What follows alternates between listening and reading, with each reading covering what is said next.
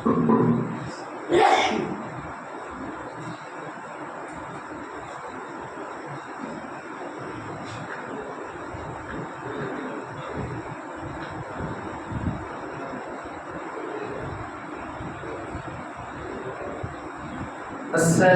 عليكم ورحمة الله وبركاته.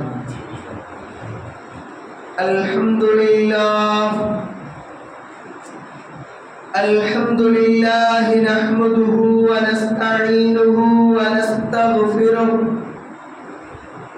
ونؤمن به ونتوكل عليه بالغدو والآصال، ونعوذ بالله من شرور أنفسنا ومن سيئات أعمالنا. من يهده الله فلا مضل له ومن يضلله فلا هادي له، ونشهد أن لا إله إلا الله ونشهد أن محمدا رسول الله. வான்மறை வகுத்தளித்து இவ்வையகம் செழிக்க வைத்த வல்லோன் அல்லாஹுவிற்கே வற்றாம் புகழ் அனைத்தும். இருள் சூழ்ந்த இவ்வையகத்தில் இஸ்லாம் எனும் அருளை சூழ வைத்த நற்குணத்தின் தாயகம் நமது நபிகள் நாயகம் ஸல்லல்லாஹு அலைஹி வஸல்லம் அவர்கள் மீதும்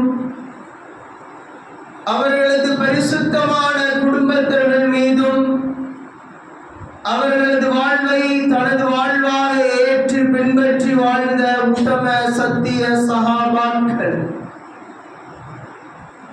தாபியீன்கள், தபஅ தாபியீன்கள், இமாம்கள், இறைநேச செல்வர்கள் மற்றும் குறிப்பாக இங்கு வீற்றிருக்கிற அனைவர்கள் மீதும் அல்லாஹ்வுடைய அன்பும் அருளும் என்றென்றும் குறைவின்றி நிறைவாக நிலவும்.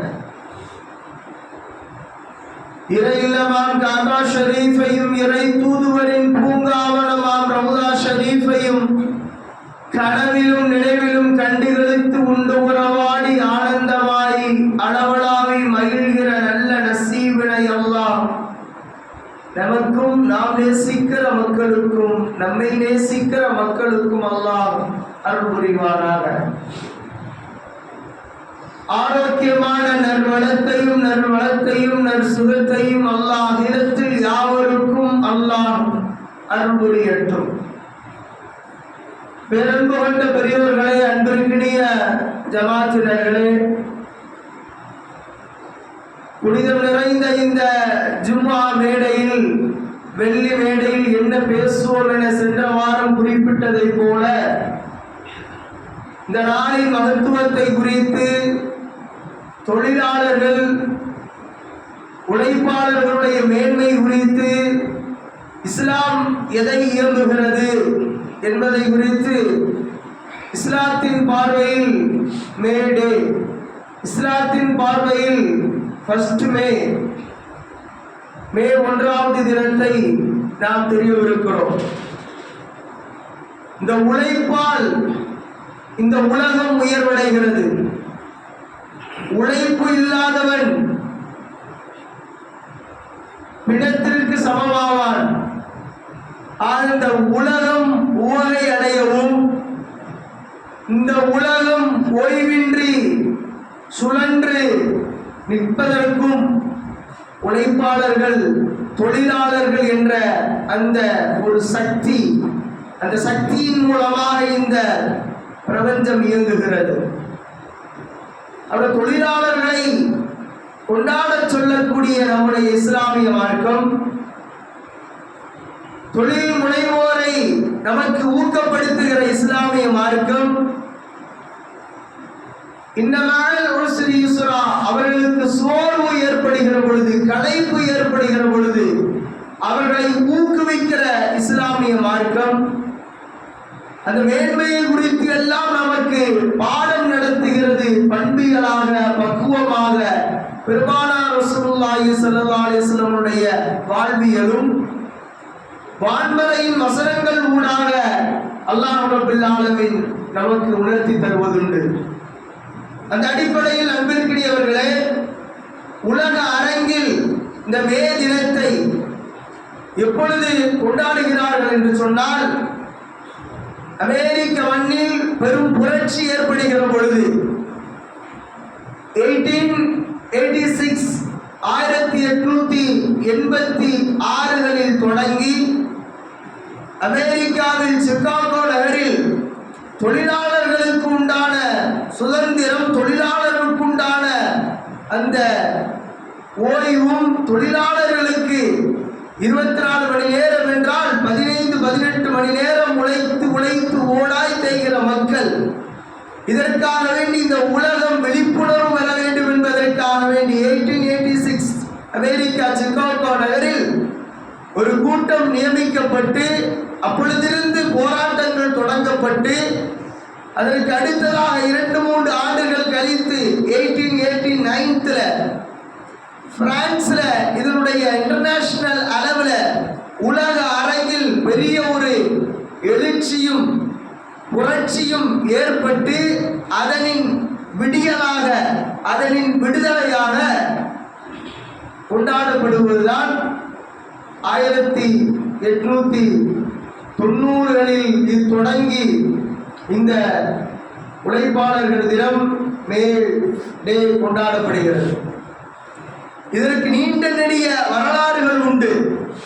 நம்முடைய இந்திய தேசத்தில் கூட 1923ஆம் ஆண்டு மே 1 சென்னை ஹைகோர்ட்ல இதை பற்றி உண்டான ஒரு விழிப்புணர்வு ஏற்படுத்தி, இந்த தொழிலாளர்களுக்கு கொடுக்கப்படக்கூடிய ஓய்வுகள், தொழிலாளர்கள் 15-18 மணி நேரம் தொடராக ஒரு ஹியூமன் பீயிங், மனித தன்மை என்ற நிலைக்கு அப்பாற்பட்டு வலதுசாரிகளால் கேபிட்டலிசத்தின் மூலமாக, முதலாளித்துவத்தின் மூலமாக நசுக்கப்பட்ட இந்த தொழிலாளிகள் வர்க்கம் அவைகள் மீண்டெழுந்து இந்த சமுதாயத்திற்கு புரட்சி எனும் எழுச்சியை உருவாக்கிய தினமாக மே கொண்டாடப்படுகிறது. ஆனால் இதற்கு முன்பதாக இஸ்லாம் ஒரே ஒரு வரியின் மூலமாக இந்த கேபிட்டலிசத்திற்கு, இந்த முதலாளித்துவத்திற்கு முற்றுப்புள்ளி வைக்கிறது. தொழிலாளிகளுடைய மேன்மையை உணர்த்துகிறது, உணரச் செய்கிறது. ஒற்றை வார்த்தை, அண்ணல் நபியின் அமுத மொழியான ஒரு வார்த்தை, உழைப்பாளர்களின் வியர்வை உலர்வதன் முன்பதாக அவர்களுக்கு உண்டான உரிமையை கொடு. எப்ப? 6ஆம் நூற்றாண்டிலே அரபு மண்ணை காட்டுமிராண்டிகள் அங்கு வாழ்வதற்கும் அந்த மக்களை ஆள்வதற்கும் தகுதியில்லாத சூழல் என்று காரி உமிழ்கிற அந்த நாகரீகத்திலே, அந்த கலாச்சாரத்தை வாடுகிற பொழுது ஒரு மனிதர் இந்த சமுதாயத்தில் உரைத்த ஒற்றை வார்த்தை என்ன? உழைப்பாளர்கள், தொழிலாளிகள் அவர்கள் உதிரத்தை வியர்வையாக வடித்து சிந்தி அவர்களது வியர்வை உழுவுவதற்கு முன்பதாக அவர்களது உரிமையை கொடு என்று அன்றைக்கே பெருமானார் ரசூலுல்லாஹ் மே 1 உழைப்பாளர்கள் தினத்தை, தொழிலாளர்கள் தினத்தை இந்த உலகத்தின் அரங்கிலே அரங்கேற்றிய பெருமையும் பெருமிதமும் பெருமானார் இஸ்லாத்தை சாரும். சரி, இன்னைக்கு இருக்கக்கூடிய இந்த கரண்ட் சிச்சுவேஷன்ல வாங்க, மே 4 மே 4ஆம் தேதியை நாம் எதிர்பார்த்து கொண்டிருக்கிறோம். அதற்கு முன்பதாக மே 1 வருது பாருங்க. எதை உணர்த்துகிறது? மே 4ல யாரு எவனும் வந்தாலும் நீ உழைச்சாதான் உனக்கு காசு, அப்படிதானே? யாரு வந்து நமக்கு அள்ளி தூக்கி தந்துட போறது இல்லை. அந்த மே 4க்கு முன்பதாக மே 1 உங்களுக்கு எதை தருகிறது, எதை உணர்த்துகிறது? நாம உழைத்தால்தான் நம்முடைய குடும்பம், நம்முடைய வீடு, நம்முடைய மனைவி மக்கள் பசி ஆவார்கள், இல்லையா? இஸ்லாம் நமக்கு அன்றைக்கே சொல்லி தருகிறது, ஃபமையாமல் மிஸ்கால தர்ரத்தின் கைரயரா ஃபமையாமல் மிஸ்கால தர்ரத்தின் ஷர்ரயரா. யார் அணு அளவு, யார் எதை முயற்சிக்கிறாரோ, இந்த உலக ஆகட்டும் மறு உலக ஆகட்டும், அதை அவர்கள் நிரப்பமாக பெற்றுக் கொள்வார்கள். அப்படி நீங்கள் நல்லதை விதைத்தால், நல்ல செயல்களை செய்தால் செய்வதனால் நல்ல விஷயத்தை அறுவடை செய்கிறீர்கள். தீதும் நன்றும் பிறர் தர வாரா என்பது போல நாம எதை விதைக்கிறோமோ அதை தான் அறுவடை செய்கிறோம். நபிகள் நாயகம் ஸல்லல்லாஹு அலைஹி வஸல்லம் இந்த சமூகத்தின் எழுச்சிக்கு, இந்த இஸ்லாத்தின் வளர்ச்சிக்கு, இன்றைக்கு இந்திய தேசத்தில் தலைநிமிர்ந்து தன்னிறைவோடு இஸ்லாமியர்களாக நாம் வாழுகிறோம், வசிக்கிறோம் என்றால் அந்த இஸ்லாத்திற்காக வேண்டி உழைப்பு செய்கிற உழைப்பாளர்களை நீங்கள் எண்ணி பாருங்கள். உழைப்பு என்று சொன்னால் தொழில்துறை மாத்திரமல்ல, ஒரு தனி மனித வாழ்க்கை தொடங்கி, வணக்கம் தொடங்கி ஒரு சமூகம் வரை இஸ்லாம் நமக்கு மிக தெளிவாகவும் மிக துல்லியமாகவும் ஒவ்வொரு விஷயங்களை நமக்கு எடுத்து எம்புகிறது. அந்த அடிப்படையில் முதலாளித்துவம், வலதுசாரி கட்சிகள் மேலோங்கி நின்ற காலத்திலே இந்த சமூகத்திற்கு மிக பெரும் புரட்சியும் எழுச்சியும் செய்து ஒவ்வொரு புரட்சியாளர்கள் தோன்றிய பின்னரும் இந்த சமூகம் ஒரு விடியலை நோக்கி பயணித்ததா என்றால் இல்லை.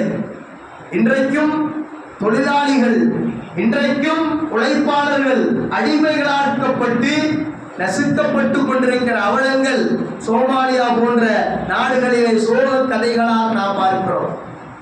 ஆப்பிரிக்கா போன்ற நாடுகளிலே இன்றைக்கும் ஒரு தொழிலாளிகளுடைய வர்க்கத்தை முதலாளித்துவ வர்க்கம் சுரண்டி தின்னக்கூடிய அளவிற்கு இன்றைக்கு நாம் பார்க்கிறோம். அதனால்தான் அன்றைக்கே மூலதனம் என்ற ஒரே புத்தகம் இந்த சமுதாயத்தின் வேத நூலாக வாசிக்கப்படுகிறது. கம்யூனிச சித்தாந்தத்தின் அடித்தளமான புத்தகமாக மூலதனம் என்ற புத்தகம் படிக்கப்படுகிறது. ஒரு தனி மனிதர் 34 ஆண்டுகள் நூலகத்திலே செலவிட்டு 35,000 நூல்களை மேலாக படித்து இந்த சமூகத்திற்கு ஒரே ஒரு நூலை எழுதினார். அவர்தான் கார்ல் மார்க்ஸ். அவர் எழுதிய நூல் மூலதனம். இப்படி 34,000 வருடங்களை நூலகத்திலே செலவிட்டு 35 நூல்களை படித்து இந்த சமூகத்திற்கு புரட்சியை தந்த அந்த மூலதனம் என்ற அந்த ஒற்றை புத்தகம் சமூகத்தின் விடியலை உருவாக்கியதா என்றால் கேள்விக்குறி. இந்திய தேசத்தின் அரசியலமைப்பு, சாசன, சட்டம் என்ற அடிப்படையில் ஜெய்பீம் அண்ணல் அம்பேத்கர் அவர்கள் சமூக மக்களுக்கு அனைத்தும் நீதி கிடைக்க வேண்டும் என்று ஒரு புத்தகத்தை எழுதினார். அரசியலமைப்பு சாசனமாக இன்றைக்கு கான்ஸ்டிடியூஷன் ஆஃப் இந்தியா என்ற அந்த நூலை தந்தார். இந்தியாவில் வசிக்கிற எல்லா மக்களுக்கும் நீதி கிடைத்ததா என்றால் கேள்விக்குறி. நிதி கொடுத்தால் நீதி செத்து போகிற அளவிற்கு தான் நீதி என்பது நம்முடைய நாட்டிலே பார்க்கப்படுகிறது. உண்டா இல்லையா? இப்படி எல்லா புரட்சிக்கும், எல்லா எழுச்சிக்கும் எல்லா மக்களும் பாடுபட்டார்கள். ஆனால் சரிவர அவர்களுக்கு நீதியும் நேர்மையும் அவர்கள் சொல்லித்தந்த சித்தாந்தங்களும் சென்று அடைந்ததா என்றால் கேள்விக்குறிதான். இல்லை என்றுதான் சொல்ல முடியும். ஆனால் 1400 ஆண்டுகளுக்கு முன்பதாக மக்கா மண்ணிலே வாழ்ந்த முஹம்மது என்று அழைக்கப்படுகிற இஸ்லாமியர்களின் உதிரத்தின் வாழுகிற, இஸ்லாத்தின் இதய துடிப்பிலே வாழுகிற முஹம்மது ரசூலுல்லாஹ் என்ற ஒரு ப்ராஃபட் முஹம்மது ஸல்லல்லாஹு அலைஹி வஸல்லம், முஹம்மது ரசூலுல்லாஹ் அல்லாஹ்வுடைய ரசூல், அல்லாஹ்வுடைய தூதர் ஒரு வேதத்தை கொண்டு வந்தார், ஒரு புத்தகத்தை கொண்டு வந்தார். அகில மக்களுக்குமாய் அமைந்தது, எல்லா மக்களுக்குமாய் விடியலாக, எல்லா மக்களுக்குமாய் வாழ்வியலை, எல்லா மக்களுக்கும் தொழிலாளித்துவம், முதலாளித்துவம், எல்லா சித்தாந்தத்தையும் போதித்து இந்த சமூகத்தின் ஒரு சுயமரியாதையை, ஒரு கௌரவத்தை நிலைநாட்டியது என்றால் அல் குர்ஆன் ஷரீஃப். அதைத்தான் அல்லாஹ் சொல்கிறான், அறம் சார்ந்து வாழ்கிறவர்களுக்கு இந்த நூல் கரம் கொடுக்கும்.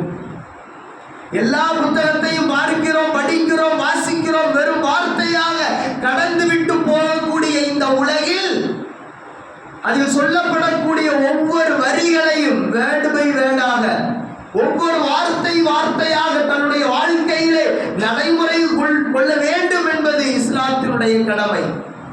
அந்த அடிப்படையில் தான் அன்பிற்குரியவர்களே தொழிலாளித்துவம் எப்படி அமைய வேண்டும், முதலாளித்துவம் எப்படி அமைய வேண்டும், தொழிலாளர்களுக்கு கொடுக்கிற கண்ணியத்தை நீ கொடு என்று பெருமானார் ரசூலுல்லாஹி ஸல்லல்லாஹு அலைஹி வஸல்லம் இந்த உலகத்திற்கு தொழிலாளிகளுடைய உரிமையை உரக்கச் சொன்னார்கள் என்றால் அது அல்லாஹ்வின் தூதர் முஹம்மது ரசூலுல்லாஹ் ஸல்லல்லாஹு அலைஹி வஸல்லம் மாத்திரமே. நீங்க எந்த ஒரு தொழிலாளியாவது தொழிலாளியுடைய கையை பிடித்து எந்த முதலாளியாவது முத்தமிட்டதுண்டா? இது உழைக்கும் கரம் அல்லவா, உன்னத கரம் அல்லவா, இதை வைத்துத்தான் என்னுடைய முதலீடும் என்னுடைய கடையும் என்னுடைய வியாபாரமும் உயர்ந்திருக்கிறது என்று முத்தெல்லாம் வேண்டாம், முத்தமிடலாம் வேண்டாம், பாராட்டினா எந்த முதலாளியாவது இருக்கிறாங்களா? இல்லையோ பாராட்டி சொன்னா அடுத்த மாசம் சம்பளத்தை கூட்டி கேட்பானோ அப்படின்னு நினைக்கிறவங்க உண்டு. ஆனால் பெருமானார் ரசூலுல்லாஹி ஸல்லல்லாஹு அலைஹி வஸல்லம் அவருடைய காலத்திலே ஒரு சம்பவம் நிகழ்ந்தது. இன்றைக்கும் நாம் பேரித்தமிழம் அஜ்வா அரபு நாடுகளிலே வந்து அஜ் உம்ராவிற்கு அல்லது அரபு நாட்டிலிருந்து வந்தவர்கள் அஜ்வா பழத்தை சாப்பிட்டு தருகிற பொழுது அந்த கனியை நாம் உட்கொள்கிற பொழுது இந்த சிந்தனை நமக்கு வந்ததா? எத்தனையோ டேட்ஸ் இருக்கு, எத்தனையோ பழங்கள் இருக்குது இல்லையா? உங்களுடைய தோட்டங்களிலே விளைந்த எல்லா இஸ்லாத்திற்கு ஒரு பங்கை கொண்டு வாருங்கள் என்று பெருமானார் ரசூலுல்லாஹ் பொதுப்படையாக அறிவிப்பு செய்கிற வேளையிலே ஒவ்வொரு சஹாபிகளுமாக மூட்டை மூட்டையாக பேரித்தம்பழத்தை கொண்டு வந்தார்கள். ஆனால் ஒரு கூலி தொழிலாளி அவர் கொண்டு வந்தது ஒரு கவலை பேரித்தம்பழம். யோசிச்சு பாருங்க, எல்லா மக்களும் செல்வ செழிப்போடு சீமான்கள் எல்லாம் பெரும் பெரும் மூட்டையோடு பேரித்தம்பழங்களை கொண்டு வருகிற பொழுது வெட்கப்பட்டவராக குடிந்தவராக ஒரு கவல பேரித்தம்பழத்தை மாத்திரம் பெருமானார் ரசூலுல்லாஹி ஸல்லல்லாஹு அலைஹி வஸல்லம் கரத்திலே தருகிற பொழுது அவரின் மனநிலை எப்படி இருந்திருக்கும்? பெருமானார் ரசூலுல்லாஹி ஸல்லல்லாஹு அலைஹி வஸல்லம் அவர்கள் அதை புறக்கணிக்கவில்லை, அதை புறந்தள்ளவில்லை, அதை ஒதுக்கவில்லை, அதை உதாசீனப்படுத்தவில்லை. ஓதையோடு வரவேற்று பெருமானார் ரசூலுல்லாஹ் அவரது கரத்திலே இருந்த கனிகளை வாங்கிவிட்டு அவரது உழைக்கும் கரத்தை எடுத்து தன் அதரத்தில் முத்தமிட்டார்கள். சஹாபாக்களுடைய வளமை என்னன்னா, ரசூலுல்லாஹ் ஒரு முசாஃபஹா செஞ்சு அவங்க கையை பிடிச்சு முத்தம் கொஞ்சுவாங்க. ஆனால் ரசூலே ஒரு நபரின் உழைப்பாளியின் உழைக்கும் கரத்தை எடுத்து உவையோடு முத்தம் கொஞ்சிய வரலாறு சமூகத்தின் வெளிச்சத்திலே வேறு எந்த ஒரு சமய நெறிமுறையாளர்களிடத்திலோ அல்லது பகுத்தறிவு சித்தாந்தம் பேசுகிறவர்களோ அல்லது கம்யூனிச சித்தாந்தம் பேசக்கூடியவர்கள் யாரின் வாழ்க்கையாவது கண்டிருக்கிறோமா? ஒற்றை வார்த்தை சொல்லுங்க பாவம். இப்படி பெருமானார் ரசூலுல்லாஹ் உழைக்கும் கரத்திற்கு அவ்வளவு ஒரு முக்கியத்துவம் கொடுத்தது மாத்திரமல்ல, அந்த கனிக்கு சுவை சேர்க்கிற விதத்தில் பெருமானார் ரசூலுல்லாஹ் அந்த அஜ்வா பழத்தை விரும்புகிறார்கள். எத்தனையோ டேட்ஸ் இருக்கு அரபு நாள்ல, விரல் அளவுக்குலாம் பெரிய பேருத்தமெல்லாம் இருக்கும். இந்த காவா வச்சு அப்படி அரபு குடிக்கும் பொழுது அதெல்லாம் ஒரு தனியா ஒரு பார்க்கறதுக்கே நல்லா இருக்கும். அந்த காவாவும் அந்த டேட்ஸ் தான் அப்படி இருக்கும். ஆனால் அந்த அஜ்வா பழம் பாருங்க, அப்படி சொல்லி வச்ச மாதிரி அந்த சுகர் கண்டென்ட் கரெக்டா இருக்கும். ஒரு கப் டீ குடிக்கிறோம், அதுல கரெக்டா எல்லாம் தேயிலையும் சுகரும் எல்லாமே கரெக்டா பர்ஃபெக்டா ஆட் பண்ணியிருந்தா என்ன சொல்லுவோம்? பிரமாதமான டீங்கன்னு சொல்லுவோமா? என்ன குடிச்சா அப்படி குடிக்கணுங்கன்னு சொல்லுவோமா? என்ன ஒரு மடக்கு குடிச்சாலும் அப்படி இருக்கணும். அதே மாதிரி டேட்ஸ்ல பாருங்க, எல்லா விதமான பேரித்த பழங்கள்ல அஜ்வா மாத்திரம்தான் சாப்பிடும்போது அப்படி கணக்கெடுத்த மாதிரி அதுக்கு தகுந்த மாதிரி சுகர் கண்டென்ட். அப்படி அது யாருங்க டிசைன் பண்றா? ஸல்லல்லாஹு அலைஹி வஸல்லம் துஆ செஞ்சாங்க, அந்த கனிக்கு துஆ செஞ்சாங்க. அந்த கனியை கொண்டு வந்த அந்த சஹாபியின் கரத்தை முத்தம் கொஞ்சி அவருக்கு பெருமானார் ஒரு அங்கீகாரம் கொடுத்தார்கள் என்றால் அவருக்கு மாத்திரமல்ல, அவர் கொண்டு வந்த அந்த உழைப்பின் ரீதியாக கிடைத்த ஊதியத்திற்கு இஸ்லாம் கொடுத்த முகமும் முத்திரவாதம். அப்படி இந்த அடிப்படையில் எல்லாம் பெருமானார் ரசூலுல்லாஹி ஸல்லல்லாஹு அலைஹி வஸல்லம் நபியினுடைய வாழ்க்கை தொழிலாளிகளின் உழைப்பாளிகளுடைய அந்த விஷயத்தை கண்ணியப்படுத்தியது. இன்னும் உழைப்பாளர்கள் என்று சொல்லுகிற பொழுது அல்லாஹ்வுக்காக வேண்டி உழைப்பு செய்யக்கூடிய மக்கள். அல்லாஹ் கேட்கிறார், ஈசா அலைஹிஸ்ஸலாம் அவர்கள் கேட்டார்கள், அல்லாஹ்வின் விஷயத்தில் எனக்கு உதவி செய்யக்கூடிய நபர்கள் யார்? மன் அன்சாரி இலல்லாஹ், அல்லாஹ்வின் பாதையில் எனக்காக உழைப்பு செய்கிறவர்கள் யார்? காலல் ஹவாரியூன நஹ்னு அன்சாருல்லாஹ், ஹவாரியன்கள் சொன்னார்கள். யார்? துணி துவைக்கக்கூடியவர்கள் சொன்னார்கள். அவர்கள் தான் ஈசா அலைஹிஸ்ஸலாம் அவருடைய உதவியாளர்கள். இன்னைக்கு வண்ணான் அப்படின்னு சொல்றோம். அந்த அந்த வண்ணான்ங்கிற வார்த்தை கூட அது அது அது ஒரு பேட் வேர்டாக இன்றைக்கு சமுதாயத்தில் பார்க்கப்படுகிறது. இல்லை, அல்லாஹ் அவர்களுக்கு ஒரு உயர்ந்த அந்தஸ்தை கொடுக்கிறான். காலல் ஹவாரியூன், வாஷர்மேன், அவங்க அப்படி சொல்லக்கூடாதுன்னு சொல்லிட்டு அந்த வார்த்தையை சொல்றாங்க. ஆனால் அந்த சலவை தொழிலாளர்கள் இந்த உடையை நமக்கு சுத்தம் செய்து தருவதனால தான் இன்றைக்கு நாம வெண்மையா ஜொலிக்கிறோம் இல்லையா? அப்படி அந்த தொழிலாளர்களையும் கூட அல்லாஹ் என்ன சொல்றான்? ஈசா அலைஹிஸ்ஸலாம் அவர்களுக்கு அல்லாஹ்விற்காக உதவி செய்யக்கூடிய இந்த வாஷர்மேன்கள் அப்படின்னு அவர்களை குறித்துண்டான மேன்மையும் மகத்துவத்தையும் அல்லாஹ் எடுத்து எம்புகிறார். ஃபிஷர்மேன், கடலிலே களமிறங்கி நமக்காக மீன் பிடித்து தரக்கூடிய அந்த உழைப்பாளர்கள், நெய்தல் வீரர்கள், அவர்களை அல்லாஹ் சூரத்தில் கஹ்ஃப்ல அல்லாஹ் அவர்களுடைய தொழிலை மிகவும் பாராட்டி மிகவும் போற்றி அல்லாஹ் சொல்கிறான். சமூகத்தின் பார்வையில் நாம் இன்றைக்கு எதை இழிவாக கருதுகிறோமோ கண்ணோட்டத்தை இஸ்லாத்தின் குர்ஆனுடைய ஐடியாலஜிக்கல் அடிப்படையில் அதை உயர்வாகவும் மேன்மையாகவும் உயர்த்தி பிடிக்கிறது இஸ்லாம். எப்பொழுது? 6ஆம் நூற்றாண்டிலே. அப்படின்னா இஸ்லாத்துடைய பார்வையில் இஸ்லாத்துடைய பயணமும் பாரதூரமான எவ்வளவு ஒரு சித்தாந்தத்தை நமக்கு எடுத்து எழுதுகிறது. இந்த அடிப்படையில் அன்பானவர்களே, உழைக்கும் வர்க்கத்தினால் இந்த சமூகம் சீர்பெறுகிறது. இன்னும் நாம் வயோதிகத்தின் அடிப்படையில் வந்துவிட்டோம். நம்முடைய பிள்ளைகள் உழைக்கிறார்கள் என்று இருந்தாலும் கூட,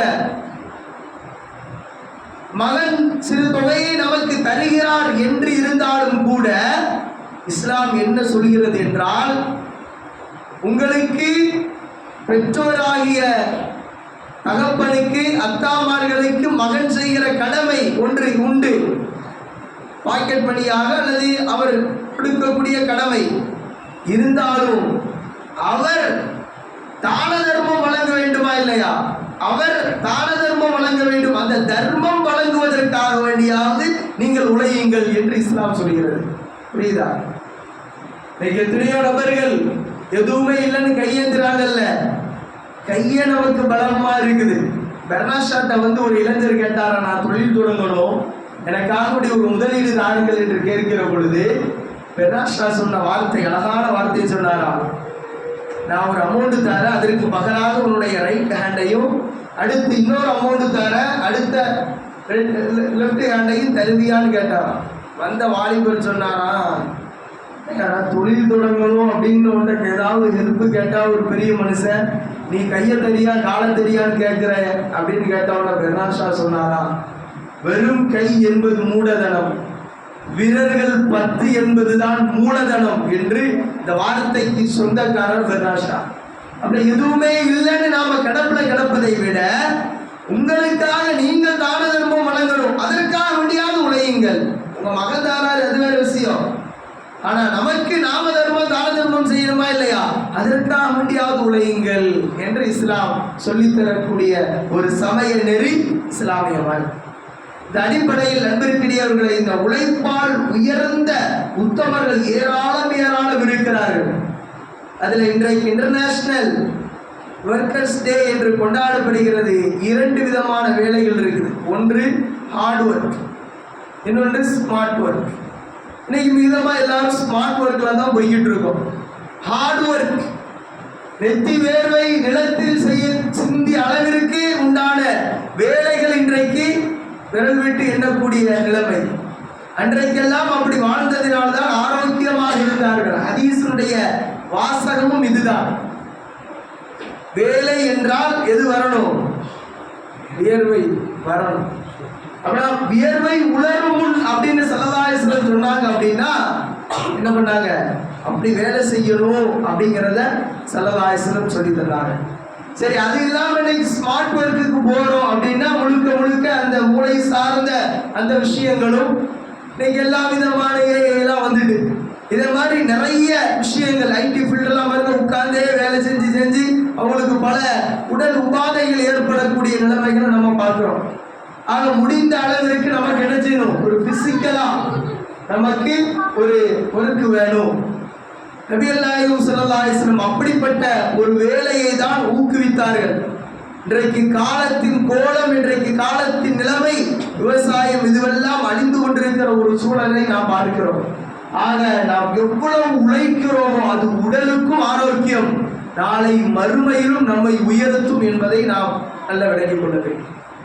இது மாத்திரமல்ல, உழைப்புகளிலே மிகச் சிறந்தது அல்லாஹ்விற்காக வேண்டி உழைப்பது, அல்லாஹ்வின் பாதையிலே உழைப்பது, அல்லாஹ்வுடைய அந்த ஒவ்வொரு மார்க்கத்தை உயர்த்தி பிடிப்பதற்காக வேண்டி உழைப்பது. எத்தனை நபர்கள் அதற்காக வேண்டி உழைப்பு செய்திருக்கிறோம் சொல்லுங்கள் பார்ப்போம்.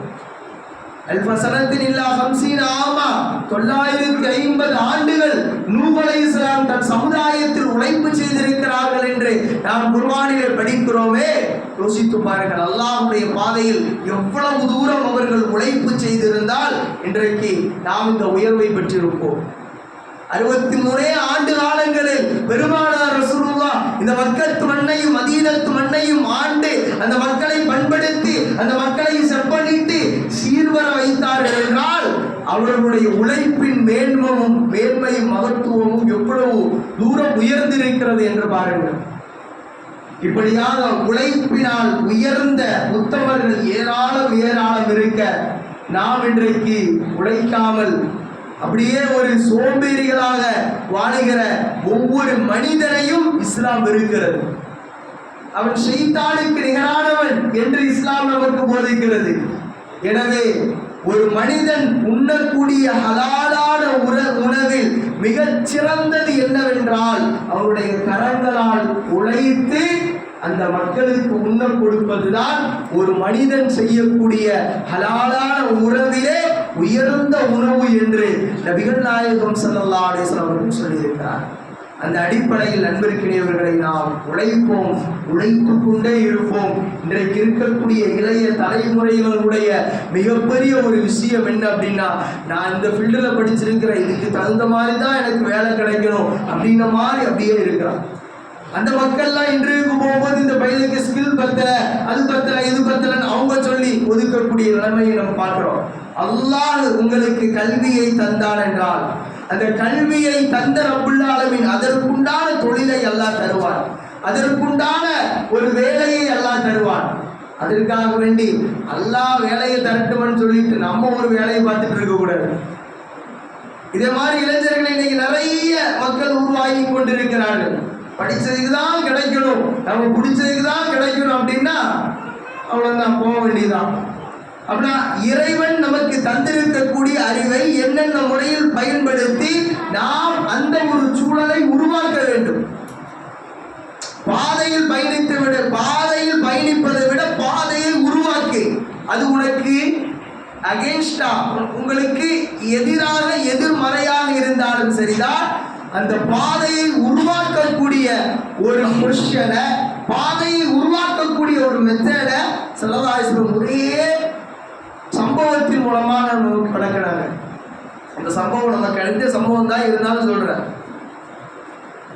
நமக்கு எதிராக நமக்கு ஒரு குழு உருவாகி இருக்கிற பொழுது, நமக்கு பாதகமாக ஒரு சூழல், ஒரு சிச்சுவேஷன் அங்கு இருக்கும் பொழுது அதை நமக்கு உரியதான களமாக பயன்படுத்துவது எப்படி? ஸல்லல்லாஹு அலைஹி வஸல்லம் இந்த வேலையை செஞ்சாங்க. இந்த வேலையை இந்த மக்களுக்கு கற்றுக் கொடுத்தாங்க. எந்த வேலை தெரியுமா? மேராஜுக்கு போயிட்டு வந்தாச்சு, மக்கள்கிட்ட சொல்லணும். நேற்று இரவுக்கு மேராஜ் போயிட்டு வந்த சொர்க்க நரகத்தை கண்டேன், அல்லாஹ்வை கண்டேன், தொழுகையெல்லாம் தந்தான் அப்படிங்கிறத சொல்லணும். சொல்றதுக்கு இதே மாதிரி மைக் செட்டு ஸ்பீக்கர்லாம் இல்லை. என்ன செய்யணும்? ஸல்லல்லாஹு அலைஹி வஸல்லம் உட்கார்ந்து இருக்காங்க. அங்கேருந்து வந்தா பாருங்க அபூஜஹலுக்கு சில ஷைத்தான்களை வச்சு இந்த சமூகத்திற்கு எல்லாம் உதவி செஞ்சிருக்கிறான். அவன் வந்தான். வந்துட்டு என்ன முகமது, ஏதாவது காலையில் பொழுது விடிஞ்சா ஏதாவது சொல்லுவீங்கள, அங்கேருந்து எனக்கு இது வந்துச்சு, இங்கேருந்து வேதம் வந்துச்சு, அல்லாஹ் இப்படி சொன்னாலும் ஏதாவது கதையாக சொல்லுவீங்கள, இன்னைக்கு ஏதாவது விஷயம் இருக்கான்னு கேட்டாங்க. அப்போ ஸல்லல்லாஹு அலைஹி வஸல்லம் நல்லதா போச்சு, நான் வந்துட்டு அவனா வந்து வாய விடுறான் வாராஜா அப்படின்னு ஸல்லல்லாஹு அலைஹி வஸல்லம் சொல்லி நேற்று போன மேராஜிக்கு போன 7 வானம் கடந்து போன அல்லாஹ்வை பார்த்த சொர்க்கத்தை பார்த்த தொழுகையை தந்தா வாங்கிட்டு வந்தோன்னே அவன் சொன்ன அதான பார்த்து ஏதாவது ஒன்று சொல்லுவீங்கள அப்படின்னு, ஏதாவது சம்பந்தம் இல்லாம பேசுவீங்கள அப்படின்னு சொல்லி இதை ஒரு கேலி பரிகாசமா நினைச்சு எல்லாரையும் கூட்டுட்டான். மக்காலை போய் சந்து முங்கெல்லாம் எல்லாம் போயிட்டு வாங்க முகமது கதையா சொல்றாரு பாருங்க, ஏன்னா ஓடி வாங்க இதெல்லாமும் சொல்லிக்கிட்டே இருக்காரு பாருங்க அப்படின்னு கூப்பிட்ட உடனே ஸல்லல்லாஹு அலைஹி வஸல்லம் கவலைப்பட்டு இருந்தாங்க. என்ன கவலை? எல்லா மக்களையும் எப்படி கூப்பிட்ட, எப்படி ஒவ்வொருத்தரா போய் மக்களை கூட்டி எப்படி சொல்ல அப்படின்னு ஸல்லல்லாஹு அலைஹி வஸல்லம் யோசிச்சுட்டு இருக்கும்போது, அதான் நமக்கு இந்த தீனை பற்றி உண்டான கவலை அப்படி இருக்கும் பொழுது அந்த ஒரு சூழலை எல்லாம் உருவாக்கி தரான். ஸல்லல்லாஹு அலைஹி வஸல்லம் பார்க்குறாங்க, கொஞ்ச நேரத்திலே ஒரு 300-400 பேர் வந்துட்டாங்க. அப்புறம் ஸல்லல்லாஹு அலைஹி வஸல்லம் ஏறி நின்று மலை உச்சியில ஏறி நின்று சொன்னாங்க, நேற்று இரவு மேராஜுடைய இரவு, அல்லாஹ் தொழுகையை தந்த இரவு, நான் அங்க போன சொர்க்கத்தை பார்த்த நரகத்தை பார்த்து இப்படியெல்லாம் சொல்லும் பொழுது அப்படியே மக்கள் ஒரு மாநாடு மாதிரி கூட்டி பயானு கேட்கும் பொழுது அந்த இடத்திலே பாதி மக்கள் இஸ்லாத்துல இணைஞ்சிட்டாங்க. அப்பதான் இவன் யாரு அபூஜஹல் பார்க்கறான், ஐயோ நாமளே ஹெல்ப் பண்ணிட்டோம, முகமதுக்கு நாமளே என்ன பண்ணிட்டோம ஹெல்ப் பண்ணிட்டோம நல்லா உணர்றான். இதை நம்ம ஏன் சொல்றோம் அப்படின்னா, நமக்கு எதிராக நமக்கு அகேன்ஸ்டா நமக்கு எதிராக ஒரு சூழல் உருவாகி கொண்டிருக்கிற பொழுது அது நமக்கு பாதகமாக ஒரு நிகழ்வு நிகழ்கிற பொழுது அதை எப்படி சாதகமாக அமைக்கலாம் என்பது ஸ்மார்ட் ஒர்க். இதை ஸல்லல்லாஹு அலைஹி வஸல்லம் அன்றைக்கே நமக்கு ஸ்மார்ட் ஒர்க்குக்கும் ஹார்ட் ஒர்க்குக்கும் ஸல்லல்லாஹு அலைஹி வஸல்லம் நமக்கு முன்னுதாரணமாக இருந்தார்கள். ஹார்ட் ஒர்க்கு சொல்லவே தேவையில்லை. கைபர்ல குழி தோண்டும் பொழுது வயிற்றுல கல்லை கட்டி என்ன செஞ்சாங்க ஸல்லல்லாஹு அலைஹி வஸல்லம் பாடுபட்டாங்க என்று நாம புகாரி ஷரீஃப்ல பார்க்கிறோம். இப்படி பெருமானார் ரசூலுல்லாஹ் இந்த சமூகத்தின் எழுச்சிக்கும் வளர்ச்சிக்கும் மிகப்பெரிய ஒரு உந்து சக்தியாக இருந்து உழைப்பாளர்களின் மேன்மையும் தொழிலாளிகளுடைய அந்த மகத்துவத்தையும் இந்த உலகம் உணர வேண்டும் என்ற அடிப்படையில் அன்றைக்கே மே 1 நபிகள் நாயகம் ஸல்லல்லாஹு அலைஹி வஸல்லம் இஸ்லாத்தின் பார்வையில் கொண்டாடுகிறது. எனவே உழைப்பாளர்களுக்கு உண்டான கடையில் நமக்கு வேலை செய்கிற நமக்கு கீழாக இருக்கிற அவர்களிடத்தில் கண்ணியமாக நாம் வாழ்வோம், கண்ணியமாக நடத்துவோம். அவர்கள் மூலமாக நம்முடைய வாழ்க்கையை வாழ்வாதாரத்தை தொழிலை அல்லாஹ் உயர்த்துகிறான் என்பதில் எல்முனையும் சந்தேகமும் அல்ல. அந்த அடிப்படையில் எல்லாம் அல்ல அல்லாஹ் எதை பேசினோமோ பேசி எனக்கும் கேட்ட உங்களுக்கும் கட்டுப்பட்டு அதன்படி வாழுகிற நல்ல மக்களாக மேன்மக்களாக அல்லாஹ் நம் யாவரையும் கபூல் செய்வானாக. இன்ஷா அல்லாஹ் அடுத்த வார ஜும்மாவின் தலைப்பு இஸ்லாமியர்களுடைய இரு இதயங்கள். எல்லாருக்கும் ஒரு இதயம் தானே இருக்கும், இஸ்லாமியர்களுக்கு மாத்திரம் இரு இதயங்கள். இன்ஷா அல்லாஹ் அதனுடைய விளக்கத்தை அவர் அடுத்த ஜும்மாவிலே பேசப்படும். எனவே நீங்கள் ஜும்மாவுக்கு கொஞ்சம் முன்னதாக வந்து பயானில் கலந்து கொண்டு நல்ல விஷயத்தை கேட்டு நம் வாழ்வில் கடைபிடித்திருமாறு உங்களை அன்போடு வேண்டி விரும்பி கேட்டுக்கொள்கிறோம். அடுத்ததாக மாதாந்திர ராத்திபு மஜ்லிஸ் இன்ஷா அல்லாஹ் இன்று மக்ரிப் டு இஷா ராத்திபு மஜ்லிஸ் நடைபெறும். எனவே எல்லா மக்களும் ஜமாத் மக்கள் நிர்வாகிகள் எல்லா மக்களும் மாதத்திற்கு ஒரு முறை நடைபெறக்கூடிய அந்த ராத்திபு மஜ்லிஸில் கலந்து கொள்ளுங்கள். உங்களுடைய நேர்ச்சைகளை உங்களுடைய உணவுகளை கொண்டு வந்து பகிருங்கள். எல்லாம் வல்ல அல்லாஹ் இந்த ராத்திபின் மூலமாக நம்முடைய வாழ்வை பொருளாதாரத்தை நம்முடைய பிள்ளைகளுடைய நலனை இன்னும் அல்லாஹ் ரப்பல் ஆலமீன் உயர்த்தி தருவானாக. வாராந்திர கஸ்தும் நடைபெறுகிறது, ஒவ்வொரு வெள்ளிக்கிழமையிலும் வாராந்திர கஸ்தும் நடைபெறுகிறது, அதிலும் நீங்கள் கலந்து கொள்ளுங்கள். மாதாந்திர இந்த ராத்திபும் நடைபெறுகிறது, அதிலும் கலந்து கொள்ளுங்கள். மிக குறிப்பாக இளைஞர்கள் இளைய தலைமுறையினர்கள் ஒன்று சேர்ந்து அவர்களுக்காக ஒரு ஜோடு இளைஞர்கள் ஒரு நாளைக்கு முடிவு பண்ணுங்க, எப்பொழுது வைக்கலாம்னு சொல்லுங்க. இன்ஷா அல்லாஹ் அதுக்கு அந்த மாதிரி அவர்களுக்கு உண்டான ஒரு ஜோடும் நடைபெறும். எல்லாம் அல்ல அல்லாஹ் நம்முடைய பாதையை சீராக்கி நம்முடைய இம்மை மறுமையினுடைய பயணத்தை அல்லாஹ் லேசாக்குவானாக. இஸ்லாத்திற்கும் இபாதத்திற்கும் இறை நெருக்கத்திற்கும் முன்னுதாரணமான மக்களாக நம் குடும்ப மஹல்லா மக்களை, நம்முடைய சமூக சமுதாய மக்களை அல்லாஹ் ரப்பல் ஆலமீன் நேர்வழியில் நடத்துவானாக. வாஹிரு தஅவானா அல்ஹம்துலில்லாஹி ரப்பில் ஆலமீன். அஸ்ஸலாமு அலைக்கும்.